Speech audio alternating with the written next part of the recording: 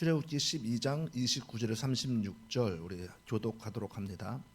밤중에 여호와께서 애굽 땅에서 모든 처음 난 것 곧 왕 위에 앉은 바로의 장자로부터 옥에 갇힌 사람의 장자까지와 가축의 처음 난 것을 다 치심에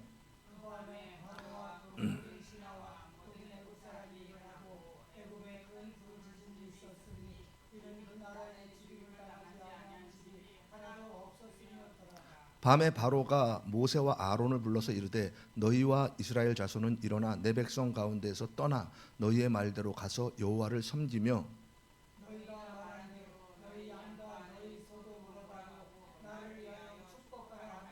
애굽 사람들은 말하기를 우리가 다 죽은 자가 되도다 하고 그 백성을 재촉하여 그 땅에서 속히 내보내려 하므로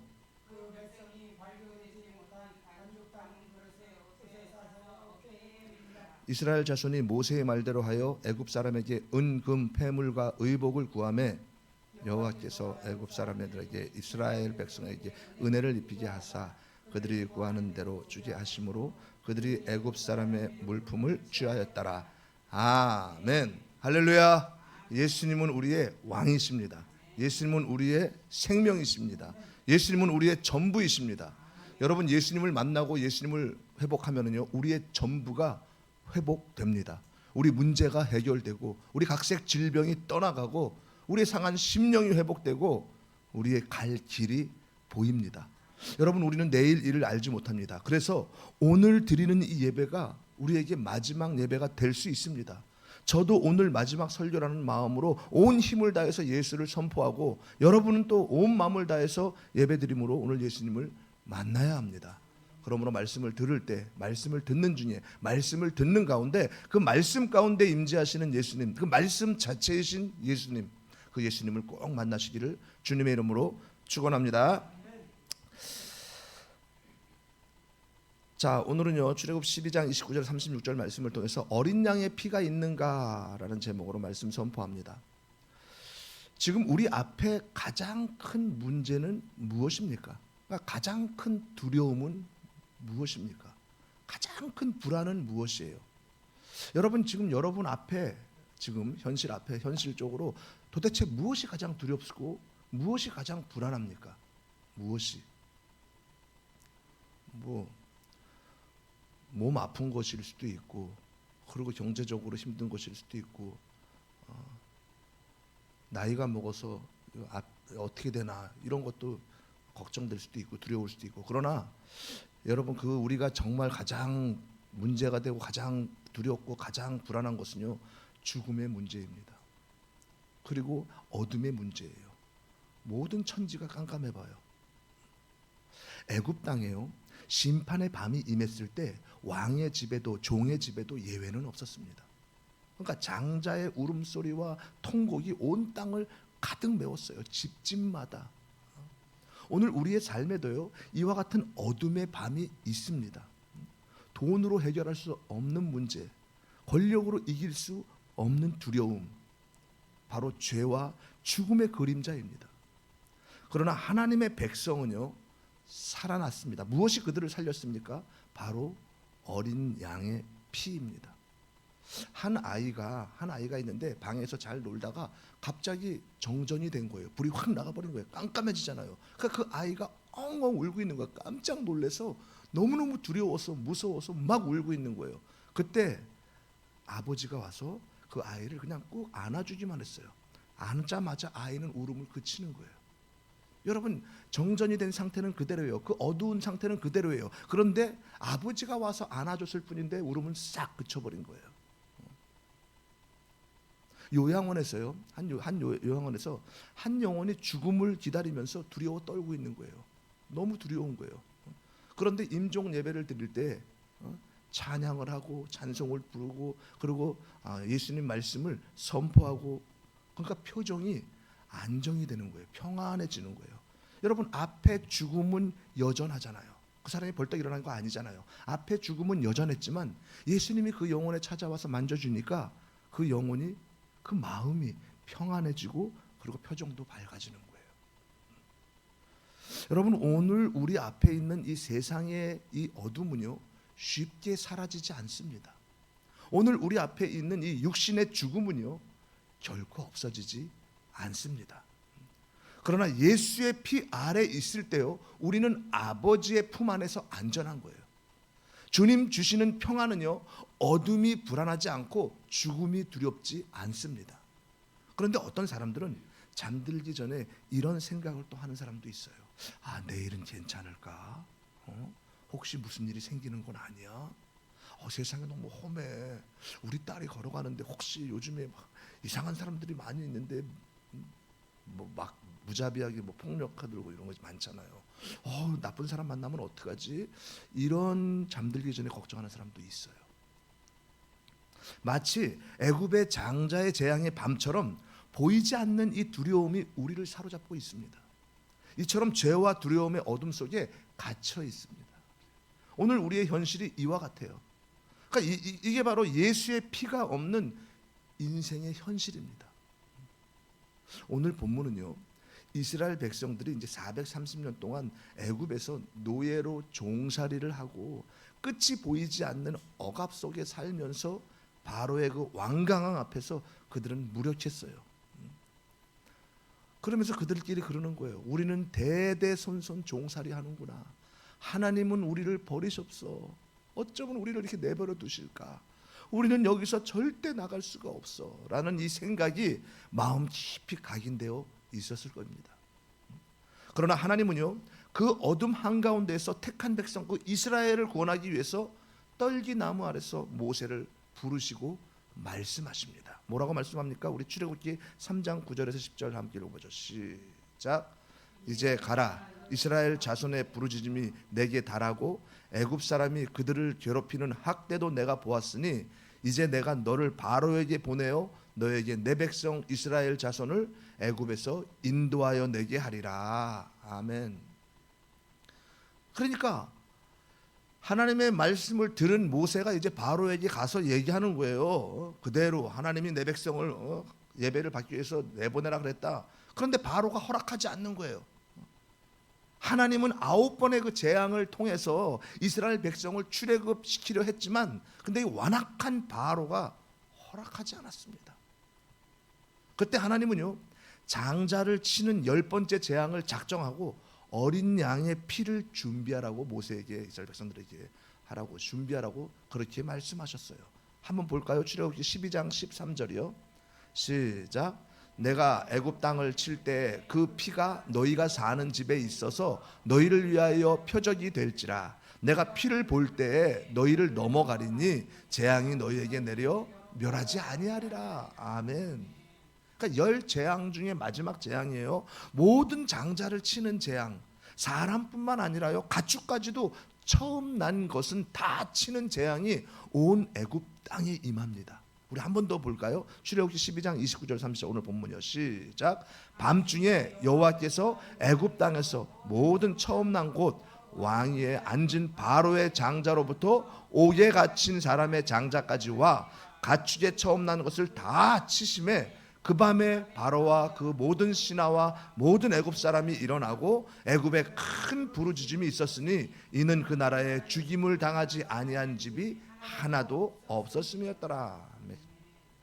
하나님께서 재앙을 통해서요 사람뿐만 아니라 가축에 처음 난 것들은 다 전부 다 죽이는 거예요. 그러니까 집집마다 통곡이 일어나는 거예요. 막 비명 소리가 나고 통곡하고 왕궁이건 감옥이건 어디든지 간에요 처음 난 자 장자들은 다 죽는 거예요. 죽음의 사자가 지나갈 때마다 모두가 다 죽는 거예요. 장자들 처음 난 것들.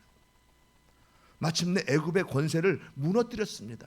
그러니까 애굽은요 그날 밤에 가장 큰 심판을 경험합니다. 애굽의 모든 장자가 모두 죽임을 당한 거예요. 이 심판 앞에 애굽의 어떤 권력이나 재물, 군대는요 아무런 힘을 발휘하지 못합니다. 여러분 왕의 권력이라도 넘어갈 수 있습니까? 돈이 많다고 해서 안 무너질 수 있습니까? 또 군대가 힘으로 이걸 막을 수 있습니까? 이처럼 애굽의 사람부터 가축까지 모든 장자가 죽어가는 비명이 들릴 때 이스라엘 백성도 무서웠어요. 여러분 같으면 안 무섭겠습니까? 지금은 우리가 편안하게 이렇게 말씀을 듣지만은 그때 상황이라고 생각해 봐요. 모든 장자는 이 밤에 다 죽는다. 그럼 어린 양의 피를 발랐던 이스라엘 백성도 나 같아도 무서울 것 같아요. 내가 이스라엘 장자란 말이에요. 무서울 것 같아요. 피를 발랐는데도. 그리고 장자가 아니더라도 비명소리가 여기저기 집집마다 일어나면 얼마나 무섭겠어요. 그러나 이스라엘 백성의 집에는요, 문설주와 문인방에 어린 양의 피가 발라져 있었습니다. 피가 발려진 집과 피가 발려지지 않은 집의 차이는요, 생명과 죽음의 차이였습니다. 이 말씀은요, 오늘 우리에게 똑같이 선포합니다. 피 아래 거하라. 그 피가 너를 살린다. 사랑하는 여러분, 하나님의 형상대로 우리가 지음받은 아담과 하와는요, 에덴 동산을 살 때 그때 그들은 어둠도 없었어요. 그리고 불안도 없었고 두려움도 없었고 억압도 없었고 죽음도 없었습니다. 오히려 하나님과 교제하면서 기뻐하고 즐거워하고 자유하고 행복했어요. 하나님께서 그런 아담에게 뭐라고 말씀하십니까? 야, 동산 모든 열매는 마음대로 먹어라. 마음대로. 그런데 동산 중앙에 있는 그 열매만큼, 선악과 열매죠, 나무의 열매만큼만은 이걸 먹지 마라. 이걸 먹는 날에는 반드시 죽는다. 그러니까 그들은 마음껏 먹었어요. 동산 안의 모든 것을. 그리고 그뿐만 아니라 하나님께서 생육하고 번성하여 땅을 정복하라. 땅에 충만하라. 바다의 물고기와 하늘의 새를 다스려라. 얼마나 큰 은혜를 주셨습니까? 그런데 하나님이 지으신 짐승 중에 가장 간교한 이 뱀이 사단이 아니에요. 가장 간교한 뱀, 사단은요, 그 가장 간교하게 지음받은 이 뱀을 자기의 종으로, 도구로 씁니다. 그리고 이 뱀이 하와를 유혹하는 거예요. 여러분, 하나님께 직접 들은 아담을 유혹하는 게 아니라 아담에게 전해 들은, 간접 들은 하와를 유혹하는 거예요. 뭐라고 유혹합니까? 아주 간교하게 유혹해요. 하나님이 동산 안의 모든 열매를 먹지 말라고 하더냐? 요렇게 해요. 언제 모든 거 먹지 말라 그랬습니까? 그러니까 그때 하와는 이렇게 대답하는 거예요. 동산의 열매는 다 먹을 수 있다 그러셨어. 그런데 동산 중앙에 있는 그 나무 열매만 너희는 먹지도 말고 만지지도 말라. 너희가 먹으면 죽을까? 이렇게 말씀하셨어. 이러는 거예요. 언제 죽을까 그랬습니까? 반드시 죽는다 그랬지. 그때 뱀이 어떻게 말합니까? 우리 창세기 3장 4절에서 5절 한번 읽어보죠. 시작. 뱀이 여자에게 이르되 너희가 결코 죽지 아니하리라. 너희가 그것을 먹는 날에는 너희 눈이 밝아져 하나님같이 되어 선악을 알 줄 하나님이 아시니라. 이게 무슨 말이에요? 이것을 먹으면 하나님처럼 된다는 거예요.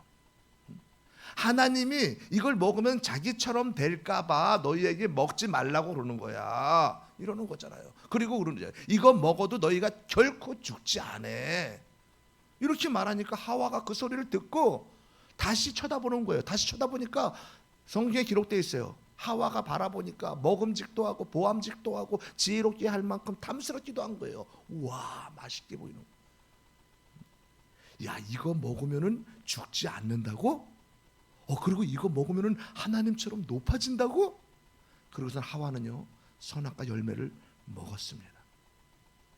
하나님처럼 된다는 그 말을 듣고서도 먹었다는 것은요, 하나님이 되고 싶은 거예요. 내가 기준이 되고 내가 판단자가 되어서 내가 다스리고 그렇게 하나님의 자리에 있고 싶었던 거예요. 이것이 죄입니다. 네가 먹는 날에는 반드시 죽으리라. 이 말씀에 불순종한 것이 죄입니다. 이 말씀을 믿지 않는 것이 죄이고 이 말씀을 떠난 것이 죄예요. 그러니까 우리가 예수님 말씀에 불순종한 것이 죄이고 우리가 예수님을 믿지 않는 것이 죄이고 우리가 예수님과 함께하지 않는 것, 예수님을 떠난 것이 죄예요. 그런데요, 이걸 먹으면 반드시 죽는다 그랬는데 하와의 그 몸이 죽지 않았어요. 아니 먹으면 반드시 죽으리라 했는데 먹었는데도 맛있어 되게. 근데 몸은 그대로인 거예요. 죽는 게 뭔지는 몰랐겠지만은 아무 변화가 없었던 거야 하와가. 그러니까 아담에게도 너도 먹어봐. 멀쩡하잖아. 맛있어. 그러나 하나님이 죽는다고 말씀하신 것은요, 우리 육신이 아니라 우리의 영입니다. 하나님은 영이시기에 영적인 하나님과의 관계가 단절되는 것입니다. 흙으로 모든 짐승들, 인간도 다 흙으로 지었는데 단 우리에게 하나님의 영을 불어넣어 주셨단 말이에요. 근데 그 영이 걷어가시면 우리는 짐승과 별단 다를 바가 없는 거예요. 하나님과 관계가 단절된 거예요. 이게 죽은 거예요. 우리도 지금 죄를 지어도요, 보세요, 당장 몸이 죽지 않잖아요. 내가 지금 나쁜 짓을 하고 죄를 지었어. 그리고 도둑질도 하고 욕도 하고 예배도 빠지고 맨날 하나님 찬양하지도 않고 그렇게 죄를 지어. 그런다고 해서 하늘에서 벼락이 딱 떨어집니까? 그런다고 해서 갑자기 벌이 내려가지고 죄 지을 때마다 욕을 할 때마다 벌이 내려가지고 내가 죽습니까? 안 죽잖아요. 여러분, 우리는 매일 죄를 짓잖아요. 그런데도 몸은 지금 여기에 와서 예배드리고 있잖아요. 몸은. 그러나 우리의 영이 보이진 않지만 하나님과 멀어지고 끊어지는 거예요. 우리의 영이 병들어가는 거예요. 이렇게 인간은요, 죄가 들어오고 타락하고 에덴 동산에서 쫓겨나고 하나님을 떠나게 된 것입니다. 타락한 인간은요, 어둠 속에 있게 되고 늙고 병들고 죽게 된 거예요. 성경은 분명히 말하죠. 죄의 싹은 사망이다. 그러니까 죄의 대가는 죽음인데, 그렇다고 죽으면 모든 것이 다 끝납니까? 아니에요. 한 번 죽는 것은 정해진 것이고 그 후에는 심판이 있다 그래요. 죽는다고 모든 것이 끝이 아니라 심판이 있는데, 그 심판이 무엇입니까? 하나님을 떠난 죄인들은 모두가 다 지옥이에요. 뿐만 아니라 타락한 인간은요, 이 땅에 사는 동안에도 고된 노동을 하게 되고 사람을 억압하고 죄의 종노릇을 하게 됩니다. 그러니 늘 불안하고 늘 두려워하고 불행한 삶을 살게 된 거예요. 이스라엘의 노예 상태는요, 단지 역사적 사실이 아닙니다. 그것은요, 우리의 영적 상태를 보여주는 그림자입니다. 우리도 죄의 종으로 살았습니다. 어둠의 종으로 살았습니다. 사단의 종으로 살았어요. 너희는 마귀의 자녀였다. 내 힘으로 끊을 수 없는 중독, 반복되는 원망과 미움, 시기, 질투, 하나님을 믿는다고 하면서도 결국 세상을 두려워하며 세상과 타협하는 그렇게 사는 모습, 이것이 바로 죄인의 문제예요. 어둠은 단지 밖에 있는 것이 아니라요, 내 마음 안에도 있습니다. 내가 아무리 노력해도 나를 바꿀 수가 없어요. 그래서 이스라엘 백성들이요, 어린 양의 피가 필요했던 것처럼 우리에게도요, 피 흘리신 어린 양 그 예수님이 필요합니다. 오늘날도 많은 사람이 예수님의 피 없이 살아갑니다. 종교는 있어도 복음이 없어요. 교회는 다녀도 생명이 없습니다. 이것은 마치요, 문설주에 피를 바르지 않은 채 괜찮겠지라고 생각하는 애굽 사람과 같습니다. 예수는 없으면서 교회 다니니까 구원받았겠지라고 착각하고 있는 것과 같습니다. 여러분, 예수님이 있으면은요, 예수가 있으면은, 예수로 충만하면은요, 그러면은요, 우리는 예수님을 믿고 신랑 되신 예수님, 나를 구원하신 예수님, 나 같은 자를 나를 천국으로 인도하시는 예수님, 그 신랑 되신 예수님을 사랑하고 만나고 싶어가지고 사모하는 마음으로 일찍 와서 주님 찬양하고 주님을 기대하고 가는 데마다 예배뿐만 아니겠어요? 삶 가운데서도 길을 걸어갈 때도 무슨 일을 할 때도 주님 사랑합니다. 자연을 바라보고도 이 아름다운 것을 내게 보여주신 주님 감사합니다. 주님 사랑. 예수로 충만한 사람들은 그렇죠. 그런데 예수가 충만하지 못하면서 교회만 종교생활 하면은 착각하는 거예요. 구원받은 자. 우리 안에 원죄가 있기 때문에요, 우리는 두려움 앞에서 좌절할 수밖에 없고 무너질 수밖에 없고 죽을 수밖에 없습니다. 그래서 가정이 무너지고 직장에서 절망하고 관계 속에서 상처받으며 그렇게 살아가는 거예요. 그런 인생은 결국 사망 앞에 무력합니다. 왜 그렇습니까? 왜? 예수의 피, 그 피 아래 거하지 않기 때문이에요. 그냥 종교적인 행위만 하고 있기 때문이에요. 우리가 아무리 노력해도 죄의 문제는 예수님의 피 없이는 해결할 수가 없습니다. 피 없는 신앙은 힘이 없어요. 여러분, 10번째 재앙이 있던 그 밤에요, 애굽 전역에서 장자가 다 죽어나갔습니다. 왕궁에서부터 감옥까지 부자이든 가난한 집이든 예외가 없었어요. 애굽 전역에 통곡 소리가 들렸습니다. 여러분, 이것이 죄 아래 있는 이 세상의 현실입니다. 사람의 신분과 능력은요, 죽음 앞에서 아무 힘이 없습니다. 그러나 이스라엘의 집은 달랐습니다. 그들의 집은요 문설주와 임방의 어린 양의 피가 있었기 때문입니다. 심판의 천사가 그 피를 보고 지나가는 거예요. 죽음의 사자가 그 피를 보고 넘어가는 거예요. 이것을 유월절이라고 하는데요. 유월절은요 영어로 패스오버. 그러니까 이것을 갖다가 그 한자어로 번역해서 우리나라에 들어왔을 때 유월. 그래서 모두 재앙이 넘어간다는 동일한 의미를 담고 있습니다. 이때부터 이것을 기념하기 위해서 이스라엘은요 유월절, 유대인들은 유월절이라고 그 절기를 지킵니다. 이스라엘 백성은요 두려움 속에서도 하나님의 말씀을 따라 피를 바른 자들이었고 그들은 죽음이 지나가는 것을 경험했어요. 그 피 아래 있는 집에는요 사망이 들어가지 못했습니다. 이스라엘 백성들의 집에서는요 아무도 울지 않았어요. 왜입니까? 문설주와 임방에 어린 양의 피가 있었기 때문이에요. 어린 양의 피는 바로 예수 그리스도를 가리킵니다. 보라, 세상 죄를 지고 가는 하나님의 어린 양이로다. 어린 양의 피는 바로 예수 그리스도의 보혈입니다. 이스라엘이 어린 양의 피로 구원을 받았듯이 예수님께서 유월절 어린 양이 되어 우리 대신 피를 흘리신 거예요.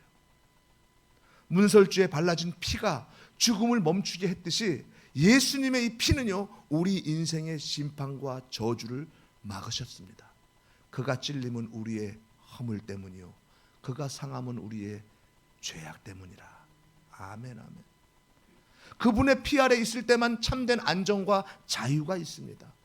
예수님의 보혈로 사망에서 생명으로 옮겨졌습니다. 십자가에서 피 흘리신 예수님의 피를 오늘도 우리의 문설주 곧 마음에 발라야 합니다.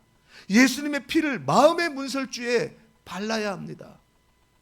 예수님은 단지 우리의 죄를 덮으신 것이 아니라 사망 권세를 깨뜨리시고 새로운 출애굽의 길을 열어주신 분이에요. 예수님의 피는 실제입니다.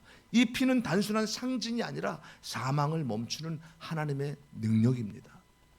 예수님은 신성을 가진 하나님의 아들로서 애굽의 바로를 꺾으셨던 그 전능한 하나님의 능력을 드러내십니다. 십자가는요 약함이 아니라 능력입니다.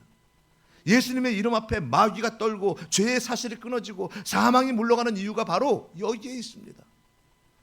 예수님의 피는 단순한 상징이 아닙니다. 하나님의 아들의 피예요. 그 피는 사단의 권세를 무너뜨리고 죽음의 문을 닫고 지옥을 막는 능력입니다. 그래서 예수님께서 십자가에서 다 이루었다 하실 때 사망 권세가 완전히 무너졌습니다. 그러나 예수님은요 단지 신성으로만 일하지 않으셨습니다. 그분은 친히 인간의 몸을 입으시고 피와 살을 가진 어린 양처럼 우리를 대신해 희생하셨습니다. 우리 죄의 대가를 직접 짊어지시고 우리가 받아야 할 심판을 십자가에서 대신 당하셨어요. 그래서 예수님은 우리를 깊이 이해하시고 어둠 속에서 울고 있는 우리를 끝까지 붙잡아 주십니다. 우리와 같은 육신을 입고 오셔서 죄 없으시는 분이 그분이 바로 우리 대신 죽으셨어요. 어린 양의 피를 흘리듯 실제로 찢기고 상하고 피를 다 쏟으셨어요. 왜요? 우리 대신 사망을 막으시고 우리가 더 이상 두려움 속에서 살지 않게 하기 위해서입니다. 사랑하는 여러분, 예수님의 법칙은요 피의 법칙입니다. 히브리서 9장에 보면은요 피 흘림이 없은즉 죄 사함이 없느니라. 그러니까 피 흘림이 없으면 사함이 없는 거예요. 구약 시대에는요 양이나 염소의 피로 죄를 속죄했지만 그런데 이것은요 한계가 있고 반복해서 드려야 되잖아요. 그렇죠? 그러나 예수님이 십자가에서 단번에 드려진 이 희생은요 인류의 죄를 영원히 속죄하신 것을 예표합니다. 히브리서 7장 27절 한번 읽어볼까요? 시작. 그는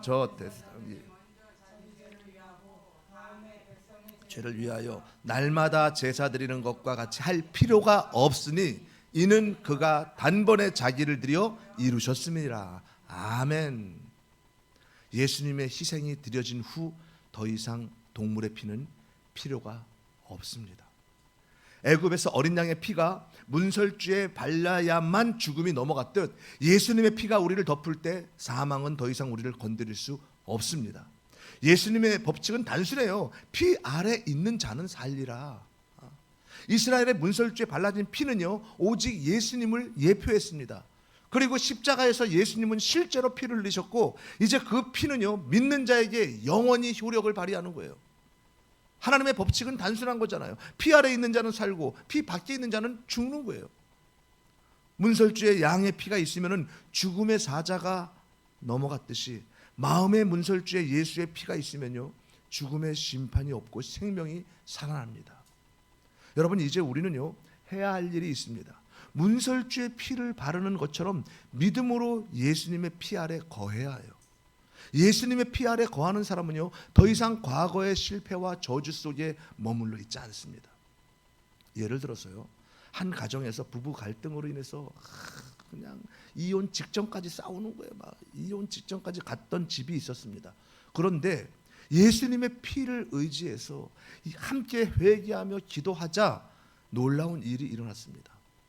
나 같은 자를 위해서 십자가에 못 박혀 죽으신 예수님, 내 영혼을 살리기 위해서 나의 죄를 다 뒤집어 쓰신 예수님, 그런데 나는 하나님이 맺어주신 이 배우자를 내 기준에 맞지 않는다고, 내 마음에 들지 않는다고 내가 하나님의 자리에 앉아서 배우자를 판단하고 있는 하나님, 그런 죄악을 용서하여 주옵소서 하면서 회개하는 거예요. 그러니까 서로 용서하고 회복되기 시작했습니다.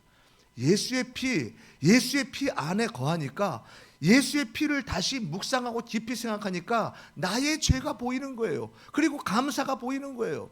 배우자를 통해서 예수님을 보는 거예요. 이 은혜가 회복되는 겁니다. 예수의 피 아래에 있을 때요, 가정이 회복되고 인생이 살아납니다. 이스라엘 백성들은요, 말씀을 듣고 피를 발랐어요. 행동으로 믿음을 보인 겁니다. 한 성도는요, 직장 상사와 관계가 안 좋아. 진짜 관계가 안 좋아서 매일 아침 직장 가는 게 힘든 거예요. 오늘은 또 어떤 일이 날까 불안한 거예요. 그런데 한번 이렇게 기도를 했습니다. 예수님의 보혈로 오늘 나와 내 직장을 덮어 주옵소서. 그 한마디 기도 선포하고 그리고 갔어요.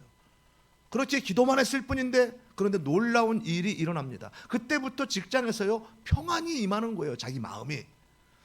전에는요, 회사가 무서웠고 정말로 직장 상사만 지나가도 불안했고 말이지, 눈치 보고 그러고 막 그냥 초조하고 그랬는데, 이제 직장 상사에게 꾸지람을 당해도 뒤에서 불만불평하지 않는 거예요. 그리고 오히려 마음이 평안해지는 거예요. 그러다 보니까 까다로운 상사와의 관계도 점점 풀리기 시작합니다. 예수님의 보혈을 의지해서 자기는 기도만 했는데 환경이 바뀌고 사람도 바뀌고 무엇보다 자기 자신이 바뀌는 거예요. 믿음으로 피 아래 거하면 우리의 삶이 변화됩니다. 여러분, 하나님 아버지는요, 죄로 인해 죽어서 지옥 갈 수밖에 없었던 우리를 구원하시기 위해서 예수님을 보내십니다. 이 땅에 독생자 예수를 어린 양으로 보내신 거예요. 제물로 보내신 거예요. 하나님은 언제나 죄인을 심판만 하시는 분이 아니에요. 어린 양을 예비하신 후에 구원을 베푸십니다. 아브라함에게 이삭 대신 어린 양을 준비하셨던 하나님이 우리에게는요, 예수 그리스도를 준비하셨습니다. 이것이 하나님의 변함없는 사랑이에요. 하나님은 우리의 조건을 보시지 않습니다. 이스라엘의 문을 지나가실 때요, 하나님은요, 이 집안 사람은 착한가를 보지 않으셨습니다. 오직 피가 묻어 있는가, 어린 양의 피만 보셨습니다. 오늘도 마찬가지예요. 하나님은요, 너는 얼마나 잘했니가 아니라, 너는 얼마나 착하게 살았니가 아니라, 너는 얼마나 말씀을 많이 읽고 기도를 많이 했니가 아니라, 예수님의 피 아래 있느냐를 물으십니다. 그러므로 주님 앞에 나아갈 때, 나 같은 자를 주님 앞, 난 설 자격이 없습니다. 나는 죽어도 될 그런 죄인이에요. 나는 지은 죄가 많아서 지금 이렇게 되는 일도 하나도 없는 거예요. 이렇게 자신을 정죄하는 것이 아니라 예수님의 피를 붙들어야 됩니다.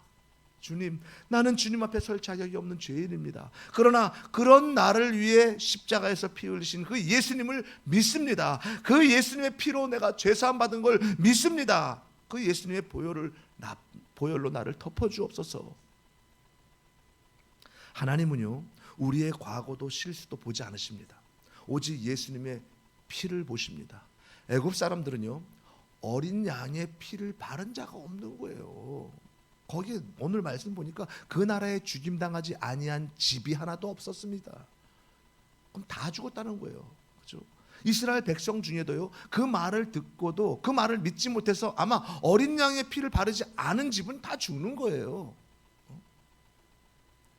이스라엘 백성만 살려준 게 아니라 어린 양의 피를 보고 넘어간 거예요.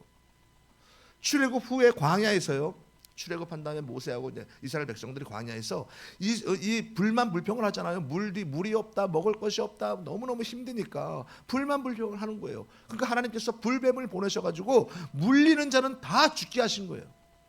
그랬더니 물리는 자마다 다 죽잖아요. 백성들이 죽어나가는 거예요. 그러니까 백성들이 모세에게 와가지고 막 하나님께 기도해 달라고 막 붙들고 그러는 거예요. 모세가 이제 기도를 합니다. 기도를 하자 하나님은요, 장대에 놋뱀을 달아서 그것을 바라보는 자는 살리라. 그 말을 듣고 그 말을 믿고 바라보는 자는 다 살았지만, 그 말을 듣고도 그 말을 믿지 않는 자는 다 죽었습니다. 바라보지 않는 자는 다 죽었어요. 이스라엘 백성들이 함께 광야길을 걸어도요, 예복 입지 않은 자는 지옥에 던져지는 것 같이 장대에 달린 놋뱀을 바라보지 않는 자, 문설주와 인방의 어린 양의 피가 없는 자, 들어도 믿지 않는 자는요, 심판받고 다 죽었지만, 그러나 십자가 위에 예수님을 바라보고 믿는 자는 영생을 얻었습니다. 예수님이 친히 말씀하잖아요. 내가 진실로 진실로 너희에게 이르노니 내 말을 듣고 나 보내신 이를 믿는 자는 영생을 얻었고 심판에 이르지 아니하나니 사망에서 생명으로 옮겨졌느니라. 아멘. 이게 무슨 말이에요? 예수님의 말씀을 듣고 믿는 자는 영생을 얻을 것이다가 아니라 영생을 얻었고 심판에 이르지 않고요, 사망에서 생명으로 옮겨질 것이다가 아니라 옮겨졌느니라. 여러분, 믿는 순간 죽음에서 생명으로 옮겨집니다. 여러분은 예수의 피로 예복을 입으셨습니까? 예수의 피로 죄사함 받은 걸 믿습니까? 예수의 피로 의로워진 걸 믿습니까? 예수의 피로 구원받은 걸 믿습니까? 여러분, 이스라엘 백성들은요, 어린 양의 피를 문설주에 바르고 단지 목숨만 건진 것이 아니에요. 큰 복을 받았는데 그들은 어떤 복을 받았습니까? 이스라엘은요, 어린 양의 피 아래 거한 후에 애굽에서 해방되었습니다. 430년이나 노예 생활했잖아요. 이스라엘은 결국 출애굽, 즉 애굽에서 나왔습니다. 애굽을 떠났습니다. 뿐만 아니라요, 그냥 나온 게 아니에요. 밤중에 황급히 떠나면서요, 하나님은요, 그들에게 애굽 사람들의 은금, 패물과 의복을 얻게 하셨습니다. 억압의 자리에서 구속과 풍성한 공급의 자리로 옮겨지는 놀라운 복이 임했습니다. 이 복은 단순히 노예에서 해방된 것뿐만 아니라 그들은 하나님의 백성으로서 새 삶을 시작하는 복을 누렸습니다. 그날 한 아버지가 아이를 안고 아마 이렇게 말했을 거예요. 얘야, 이제 우리는 자유다. 이제 다시는 종살이 안 해도 된다. 이제 우리는 부자다. 그들은 이제요, 죽도록 노역을 안 해도 됩니다. 억압받지 않고 자유합니다. 가난해서 부유하게 되었습니다. 하나님을 찬양하고 예배할 수 있습니다. 바로의 통치가 아니라 하나님의 통치를 받게 되었습니다. 이 얼마나 큰 복입니까? 심령의 부요함, 심령의 자유함, 하나님만이 주실 수 있는 복, 이스라엘 백성들은요, 이 복을 받았습니다. 사랑하는 여러분, 오늘 예수님의 피 아래 거하는 우리도 마찬가지로 같은 복이 있습니다. 예수님의 피는요, 단지 죄사함에 그치지 않고 묶였던 삶에 자유케 하고, 그리고 절망의 어둠에서 소망의 빛으로 옮겨주십니다. 예수님이 우리 마음의 문설주가 되실 때 가정이 회복되고 마음이 새로워지고 두려움이 떠나갑니다. 예수님의 피 아래 있을 때 직장의 불안, 관계의 두려움, 죄책감에서 자유함을 얻습니다. 마음의 사망과 정죄가 떠나가고 새로운 평안과 담대함이 임합니다. 여러분, 이제 두려워하지 마십시오. 예수님의 피가 여러분을 덮습니다. 한 집사님이 또 이렇게 간증합니다. 목사님, 저는 늘 불안했어요. 늘 우울했어요. 늘 불만불평을 했어요. 그런데 예수님의 피를 선포하기 시작하니까 내 마음이 달라졌어요. 내 심령이 평안해졌어요. 내 심령이 바뀐 것 같아요. 두려움이 사라지고 불안이 사라지고 우울이 사라졌어요. 그 집사님은요, 죄와 사망에서 해방되었습니다. 진리 안에서 자유합니다. 가장 부유한 자가 되었습니다. 예수의 피를 의지하고 갔더니 예수님을 만나니까 이렇게 회복이 되는 거예요. 이게 바로 예수의 피 아래 사는 복입니다. 여러분, 성도는요 더 이상 애굽의 종이 아닙니다. 세상의 종이 아닙니다. 사단의 종이 아니에요. 예수님 안에서 자유한 자이며 더 이상 사망이 아니라 영원한 생명으로 옮겨진 자들입니다. 이것이 성도의 복이에요. 오늘도 이 복을 붙들면은요 어떤 어둠도 우리를 삼킬 수 없습니다. 주님은 오늘도 우리에게 말씀하십니다. 너희는 나의 피 안에 거하라. 그러면 사망이 너희를 건드리지 못한다. 피 아래에 있는 자는 두려워하지 않습니다. 어떤 성도는요 말기암 판정을 받고도 이렇게 고백하는 거예요. 나는 예수님의 피 아래에 있습니다. 죽음도 나를 삼킬 수 없습니다. 예수님이 나와 함께 하십니다. 그 고백이 그의 삶을 담대하게 만들었어요. 제가 아는 어떤 권사님 한 분도 말기 암인데 그렇게 가끔 기도하고 통화하고 그러는데 예수님의 보혈이 나를 덮습니다. 이렇게 얘기해요. 예수님이 나를 완전히 고쳐주실 줄 믿습니다. 제가 완전히 치유받을 줄 믿습니다. 그리고 예수님이 나와 영원히 함께 하실 줄 믿습니다. 그는요 예수님을 확실히 믿고 확신하고 있었습니다. 여러분, 예수님은요 우리를 완전히 고치십니다. 아픈 몸 그대로 천국 가는 게 아니에요. 완전히 치유하시고 고치시고 새롭게 하셔서 완전히 바꾸셔서 신령한 몸으로 천국으로 인도하십니다. 우리는 죽지 않습니다. 사랑하는 여러분, 우리는 왜 이렇게 두렵고 불안합니까? 예수님을 믿는데도. 어린 양의 피가 없기 때문이에요. 예수의 피가 없기 때문이에요. 예수의 피가 있어도요 얇게 있고, 그리고 마음의 문설주에 어린 양의 피가 선명하지 않기 때문에 확신을 하지 못하는 거예요. 어린 양의 피가 진하게 있는 자는요, 예수의 피가 확실히 있는 자는요, 죽음의 사자가 지나가고 심판의 천사가 지나가도 두려워하지 않습니다. 오히려 죄와 사망에서 자유하고 천국을 바라보는 소망과 그럼에도 불구하고 감사하고 천국을 누리는 기쁨으로 예수님을 찬양하고 영광 돌립니다. 우리가 왜 예수님을 믿어도 두렵고 불안하고 죄 가운데 있습니까? 늘 우리가 예수님 믿고 구원 받았어도요 이 땅에 사는 동안에는 영적 전쟁은 계속 있는 거예요.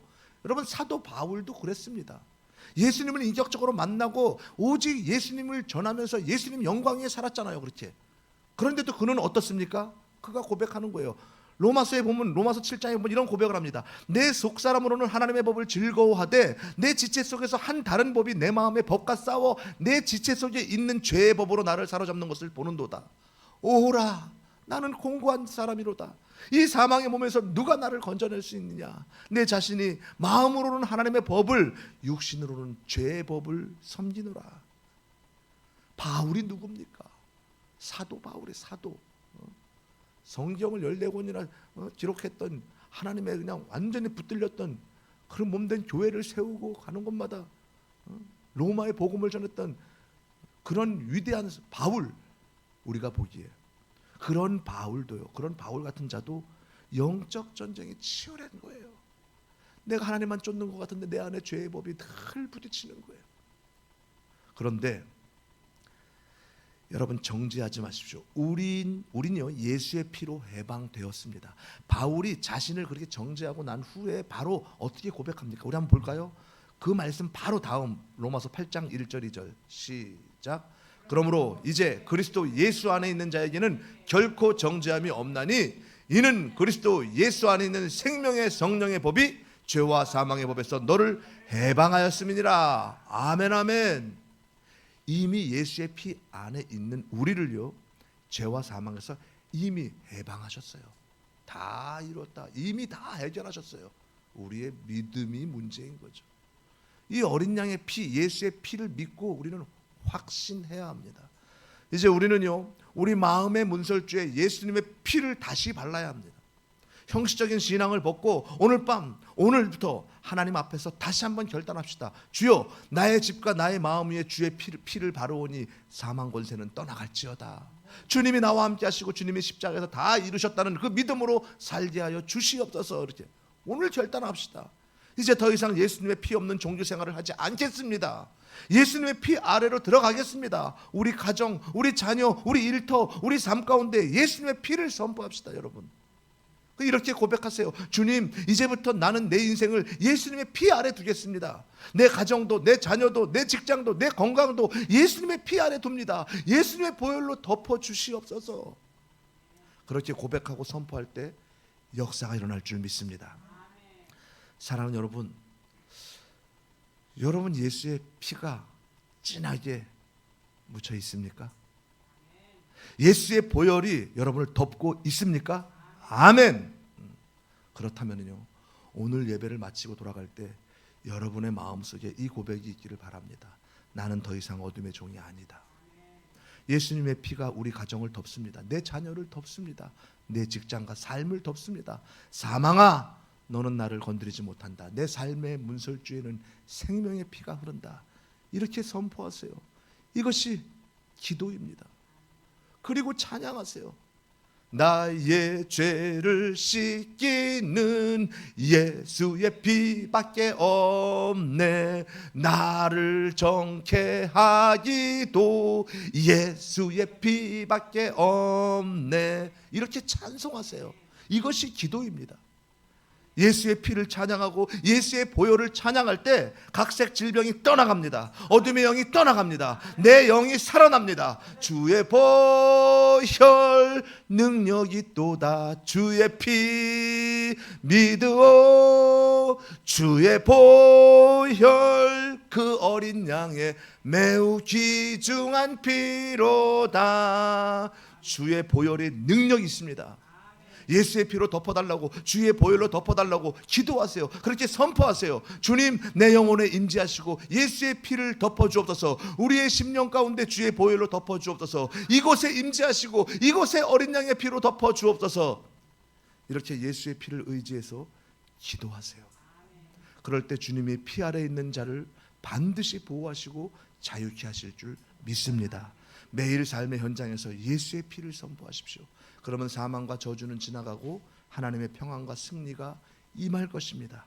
이 믿음을 가지고 이번 한 주간도요, 두려움과 불안을 물리치고 자유와 평강을 누리는 그런 저와 여러분 모두가 되시기를 예수님의 이름으로 축원합니다. 축원합니다.